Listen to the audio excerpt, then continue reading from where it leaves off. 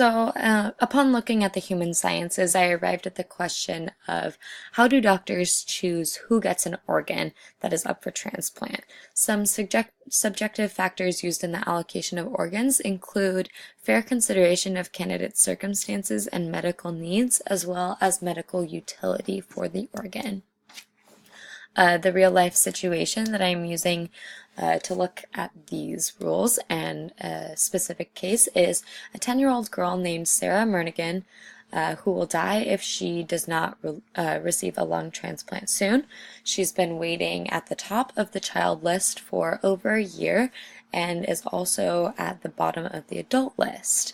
However, the severity of her condition does not matter for the adult list because she is under 12 years of age, and adults and children 12 years and older get priority for adult organs by law.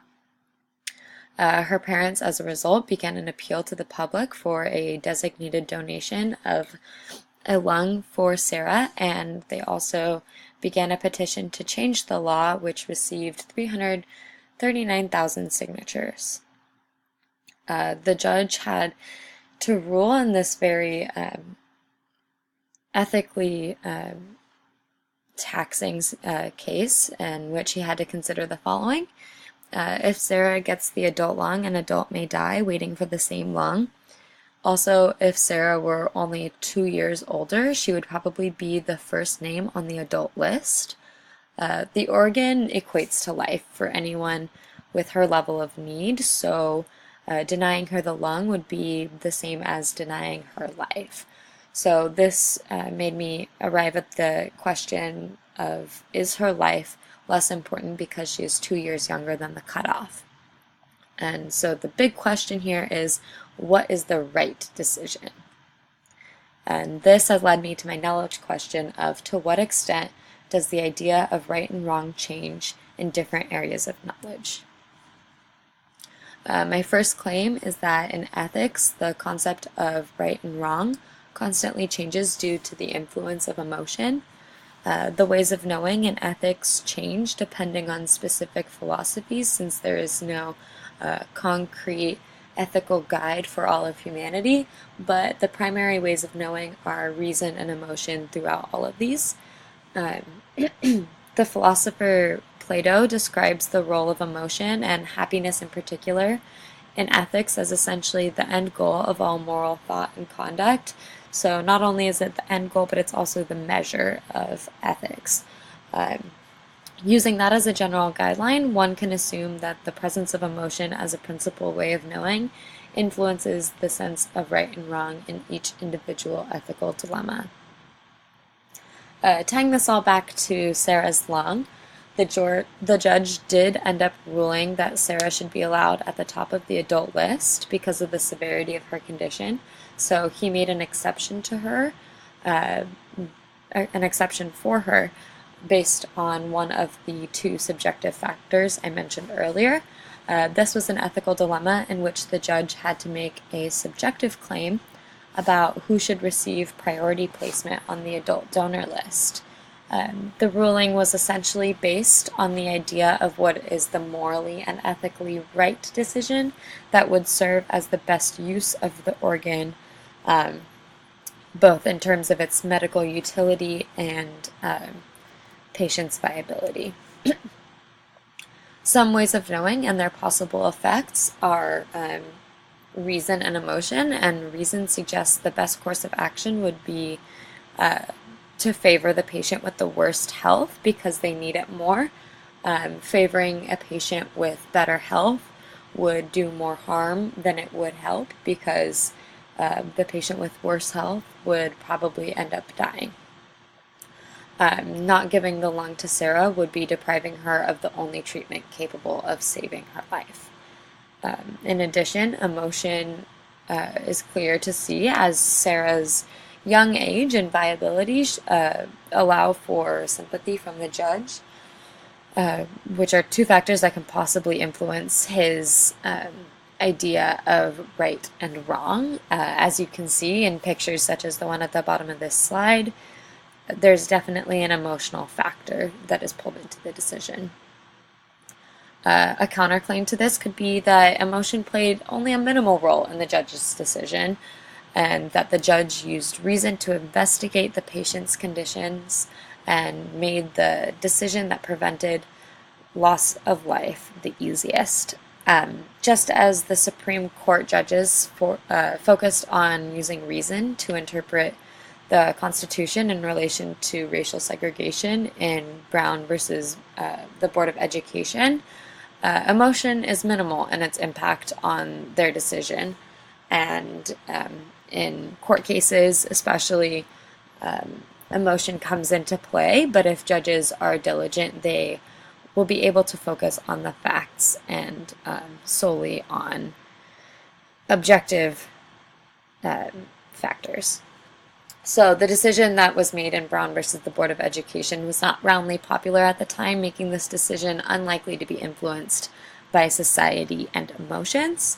So this claim introduces nuance to my claim, as I can see that judges are often able to isolate some of the emotion from their decision-making process. However, I still believe that emotion was a large part of it.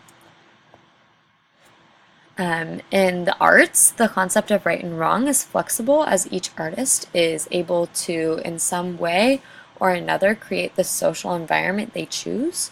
Ways of knowing in the arts include reason, language, sensory perception, and emotion. Artists are able to manipulate these ways of knowing in their audience, evoking whichever emotion they aim to evoke. Artists are able to detach their real-life behavior from their works, and people continue to patronize a lot of these artists despite how right or wrong their personal life is. A good example of this is the movie director Woody Allen, who was married to Mia Farrow. However, he left her and divorced her for their adopted daughter, whom he later married. This scandalous, quasi-incestuous relationship was seen as wrong by society for obvious reasons, yet people still give patronage to his movies today. So this leads to one of the kind of smaller sub-questions of, can his works still be fully appreciated despite his own personal life? Ways of knowing that are used in the performing arts and arts in general and their possible effects are the following. Sensory perception, as people take in and process what is seen and heard and experienced, they are using sensory perception. And by portraying characters with a good sense of morals in his works, Allen reflects a positive image onto himself. Reason is used in the processing of information and rationalization of the actions of famed artists who behave immorally. In addition, language allows for the characterization of characters in the arts, both directly and indirectly.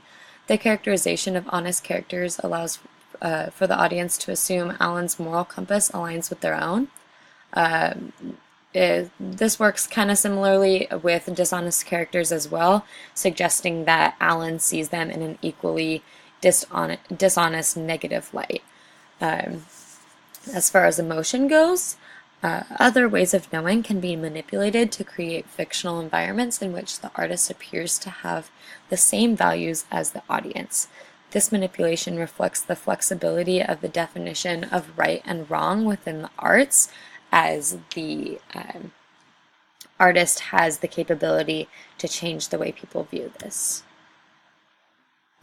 This claim is connected to Sarah's transplant situation because both situations reflect the role of emotion in the perception of right and wrong in their respective areas of knowledge. However, the arts employ a multitude of ways of knowing in order to reach knowledge of right and wrong, while ethics relies mainly on reason and emotion.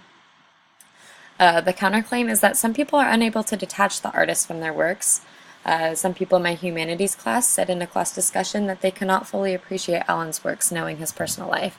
He was unable to manipulate their ways of knowing enough to alter their perception of right and wrong in this case. This claim allows me to see that this concept is flexible in the arts, but it can also be rigid when manipulation of ways of knowing fails.